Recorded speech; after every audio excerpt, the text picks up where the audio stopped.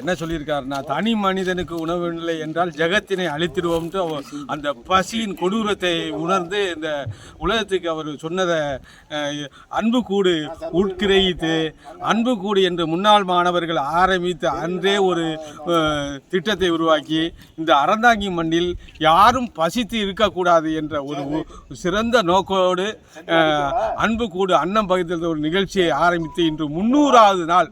சாதாரணமாக இல்லை, 300வது நாள் அந்த இருப்பிடம் இல்லம் தேடின்னு அரசாங்கம் திட்டம் போட்டுச்சு. இருப்பிடம் தேடியே நாம் கொண்டு போய் உரியவர்களுக்கு பசித்தவர்களுக்கு உணவு கொடுத்தோம். சும்மா போகிற வழிபோக்கர்கள் இல்லை, பசித்தவர்களுக்கு, வயதானவர்களுக்கு, மாற்றுத்திறனாளிகளுக்கு அனைவருக்கும் அவர் இருக்கிற இடம் தேடி கொண்டு போய் உரிய நேரத்தில் 12 மணிக்கு சரியாக 12 மணிக்கு 1 லிட்டர் தண்ணியோடு 2 வகை கூட்டுக்கள், சாம்பார், ரசம், மோர் அப்படின்னு வீட்டில் நாம் அருந்தக்கூடிய உணவு, தரமான உணவை, சைவ உணவு, விருப்பப்பட்டால் முக்கியமான நாட்களில், திருமண நாட்கள், அந்த நாட்களில் பிரியாணி, அப்புறம் அனைத்து வகை அசைவ உணவும் கொடுத்து அவர்கள் மகிழ்வித்து, தீபாவளி, பொங்கல் நாம் கொண்டாடுவதை போல அவர்களுக்கும் புத்தாடை கொடுத்து, வெடி கொடுத்து மகிழ்வித்து, இந்த ஏழையின் சிரிப்பில் இறைவனை காண்போம் என்ற ஒரே உணர்த்தோடு இந்த அன்பு கூடு உள்ளத்தோடு எந்த ஒரு சிரமமும் பார்க்காமல் இந்த அறந்தாங்கியில் பல பேர் பாராட்டி